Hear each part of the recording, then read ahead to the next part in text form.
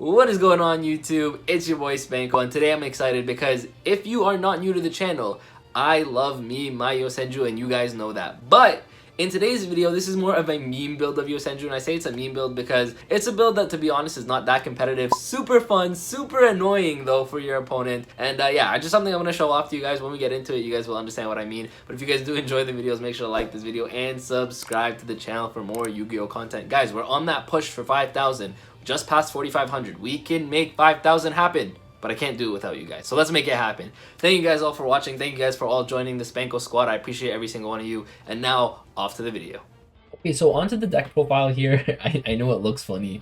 Trust me, I get it looks funny, but it's gonna make sense. Now, I'm not gonna tell you guys to go to a YCS and win with this, or that you're gonna go to a YCS and win with this. It would be funny as hell if you did, but I don't think you will. This is definitely a meme, a for fun deck. A very casual deck, but I find it so funny. I think I did a profile similar to this like a year ago or something, and it was actually kind of relevant back then because Mystic Mind just controlled the meta.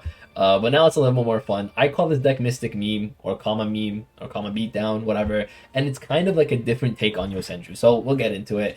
And so we're starting off with triple Yosenju Comma 2, which is pretty much your win condition of this deck. If you guys don't know, pretty much this card can attack your opponent directly, but it does half battle damage when you do that. So aka you're only doing 900 damage because it's a 18. So you're going to be doing 900 damage each time you poke. And that's literally what this deck is. Poking your opponent down with Comma 2. So that's really the situation that you're going to be playing with. You're obviously also playing triple Sujik. Now you're playing triple Sujik in this build because Sujik will bump the Comma 2's attack by 1,000, and then when you do half battle damage, you're going to be doing, I can't remember them, I can't do math right now, but point is you're going to be doing more damage with Comma 2 with Sujik, right? So that's pretty much what you're playing. That's pretty much your deck. Your deck is summoning Comma 2 and just attacking over and over again until you can beat your opponent down. It's very like uninteractive gameplay, if I'm being completely honest with you, but it's definitely funny. Then we're playing double Planet Pathfinder. This one's just to get to your Mystic Mind as fast as possible. That's the only reason you're playing double of this. You don't want to play triple because really you have a lot of ways into your Mystic Mind, so you don't want to play triple and then just draw a bunch of Pathfinders. That's not good for you either, so I think 2 is just the perfect ratio. Then of course we're playing 1 Terraforming and triple Mystic Mind.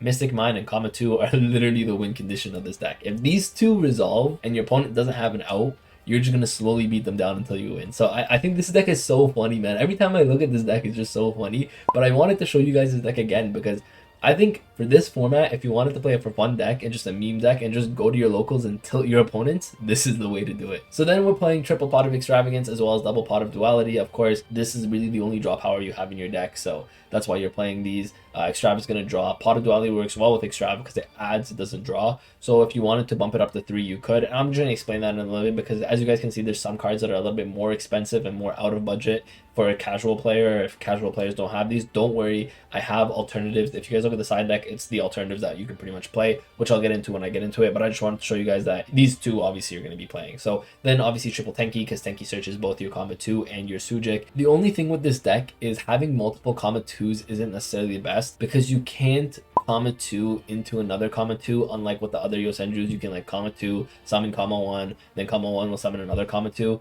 It's kind of like different. You're not going to be doing that. The thing is, I wanted to say this also with the deck. The synergy in this deck is crazy because the Yosenjus, you guys probably already know this, but the Yosenjus come back to your hand at the end phase. So pretty much your opponent is always gonna have more monsters than you because you're at the end of your turn, you're never gonna have monsters on the board, right? Obviously unless you go into your extra deck, but if you're going into your extra deck, you're pretty much going into extra deck to win the game. You're not going to extra deck to just sit there, right? That's pretty much the main synergy in this deck. So yeah, so we're playing triple Tenki, of course. Search it. 1 Call by the Grave because you want your draw cards to go through, you want your Tenkis to go through, etc, etc. So 1 Call by the Grave. Then we're playing triple Dark Ruler no more. This should be self-explanatory. You're gonna want to go second. Actually, I don't think I said this earlier, but you're gonna want to go second with this deck, even though you are obviously playing some trap cards. You do want to go second with this deck, and the reason you want to go second is because you want your opponent to build a board, build whatever they want to build. Then you're either going to Dark Ruler them, or here you're going to Forbidden Droplets them, or you can Imperm them, or you can Forbidden Chalice them. So you guys can see we're playing all these cards just to negate our opponent's board, and then we're going to activate Mystic Mind, normal summon Comma 2,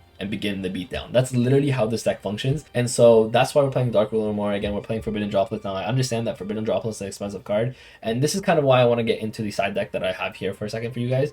But yeah, so Droplets expensive. You got Chalice, which is a little bit less expensive, obviously more budget. Lightning Storm is mostly in here for back row matchups. So against back row, you're just gonna want a Lightning Storm. You don't really want to Lightning Storm your opponent's monsters away, just because like you want them to have monsters, of course, for Mystic Mine. So this is mainly just in here for back row. Now, Forbidden Droplet and even Lightning Storm to a certain extent is pretty expensive. Even with the reprint, Lightning Storm has like a good amount of value, and obviously Forbidden Droplet is very, very expensive. So what I would actually recommend doing, that if you guys don't have these, take out the 3 droplets, take out the 3 lightning storms. You can replace it with a 3rd chalice, because as you guys can see, we're only playing 2 chalice. You can play a 3rd chalice, you can play a 3rd duality, you guys could play some cosmic cyclones for back row matchups. What I'm not playing is field barrier, but you could play field barrier to protect your Mystic Mine. One thing that I like to do, and I actually personally put into the side deck of this deck, like if you were to play this, I would put this into the side deck, not into the main deck, but I do like playing set rotation with Necro Valley. Necro Valley beats out so many of the decks in today's format, so if you guys wanted to, just take out like the droplets, take out the lightning storms, put in a set rotation, put in Necro Valley. The nice thing about putting these in is it also gets you to Mystic Mine even faster, but you guys can also activate the Necro Valley on your side of the field, which is very powerful, and pretty much then you're locking your opponent out of their graveyard, essentially. You know what I'm trying to say? So that's why Necro Valley is very powerful. Now, I'm not saying play one of each. I just have one of each to show you guys which cards to play, so the ratios are really dependent on what you guys want to play with. Like, if you guys want to take out 3 lightning storms, if you guys end up having like 2 lightning storms, not a 3rd, you guys can play 2, and then the 3rd one can be replaced with another chalice. You know what I'm trying to say? So, but these are just some replacement cards that I wanted to mention. So Chalice obviously can be played at a 3rd if you don't have droplets. You have a 3rd duality you can play. You have cyclones you can play. So just some options I wanted to show you guys for the more budget version of the deck. So if you guys wanted to play this at a casual level, a more budget level, these are just kind of some options that you guys can play instead of droplets, instead of lightning storm. However, ideally, playing lightning storm and playing droplets is the best thing, because even if your opponent makes a board, all these cards are just gonna not break those boards, but it's gonna negate those boards.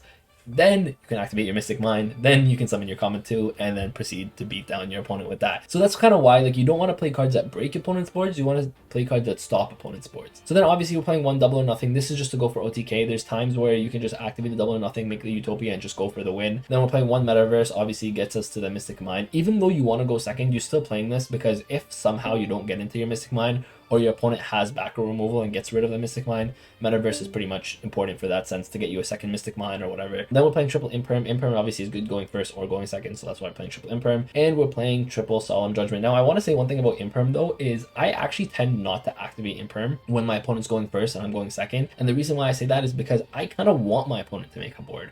Unless I see a situation where my opponent has like 2 monsters or something like that, and I'm like, okay, if I imperm at this moment, my opponent is just going to stop. I don't really like to imperm. I'll let them make their board, and I'm just going to imperm if they make like a Boral Savage Dragon, or I'm going to imperm if they make some kind of like negates. I'm going to imperm that actual negate itself. I'm not going to imperm the cards that get there, because if my opponent opens extenders or opens cards that they can continue playing, then I pretty much just wasted a negate, right? So that's why I like to hold the imperm. And then obviously triple Solemn Judgment, because you are going to go second, you're going to activate your board, or activate your Mystic Mine, make your board, and then once that happens, you can just set a judgment to protect it, and now you're good to go, right? So that's pretty much it for the main deck. I know it's very memey, very funny, but I'm telling you, low key, this deck, if you catch people off guard, they could win games. I don't know, it's just kind of a funny. I call this deck Mystic Meme. I think I said it earlier, but it's literally the Mystic Meme deck. Then moving on to your extra deck, I mean, I would say this is pretty standard for a Yosenju extra deck. You're playing triple Cowboy, because again, with the Comet 2 beatdown, a lot of the times, if you beat down your opponent to low enough life points and you have a Sujic in your hand, you can summon the Sujic, make a Cowboy. Once you make a Cowboy, then you can just Cowboy them for game. It's very real. And of course, you want to play triple because you are playing Extravagance in this deck, so you want to max out on as many copies of these as possible. But you're playing triple Lightning Chidori. Lightning Chidori is really good because it's a win that you can make, but then it also gets rid of opponent's set cards when it's summoned, which is good against back row matchups. And then once per turn, you can detach a material and then I think bounce a card to the top of their deck, I believe. Yeah, return the target to the top of the deck. So that's pretty good as well. And then you're playing double Utopia Lightning, double Utopia Prime, double Utopia Double, and triple Utopia. So the reason I kind of played this package is if somehow you banish all your Utopia doubles off of the Extravagance, I really wanted to make a way to still be able to OTK my opponent, and that's why I wanted to play the Utopia Prime as well as the Utopia Lightning, because this way you can pretty much just OTK them that way, just attack over one of their monsters with 5,000. If they're low enough life points, you can OTK them. So I just wanted to give the deck multiple options to win, just in case somehow you banish both of your doubles, you still want to be able to use the Utopia. So that's kind of where this comes from. And the reason I'm playing triple Utopia is because you do not want to banish your Utopias, right? Banishing Utopia double, banishing like a Utopia prime is not bad, but you can't banish your Utopia itself because you can't go into any of this stuff without the Utopia, you know what I mean? Or let's say you banish your Utopias, but you don't banish your double, then your double doesn't do anything because you're not going to be making a Utopia on top of it. You know what I'm trying to say? So you really want to max out on the Utopia itself, but then the other ones you can play 2 ofs because you have now multiple options to OTK. And again, last thing I just want to mention again before we end the deck profile here is I wanted to show you guys that, again, if you guys are balling on a budget, don't worry. You don't need to play droplets. You don't need to play lightning storms. Just swap him out for chalice. Swap him out for like any of these options you guys can swap out for. Do what you think is really, especially if you want to play this at your own locals. People know their own locals better, obviously, than I do. If you know your locals is full of like tri brigades, you can play something like Necro Valley. Like Necro Valley is very strong in that sense. But let's say your locals doesn't do that, then obviously you wouldn't want to play Necro Valley. Let's say your locals is filled with like Altergeist players and Eldritch players. Okay, well then let's play Cosmic Cyclones. So it really is dependent up to you. But again, all of these like expensive cards can be replaced with something here. I just wanted to show you guys that there's different options you can play.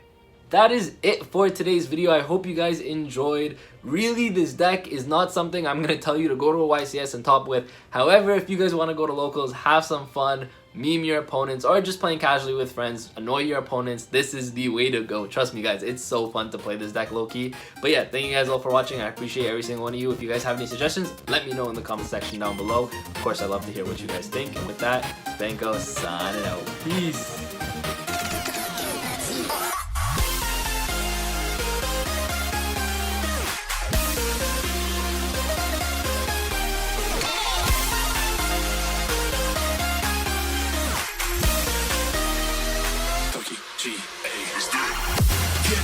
Get up, we want you to get on your feet.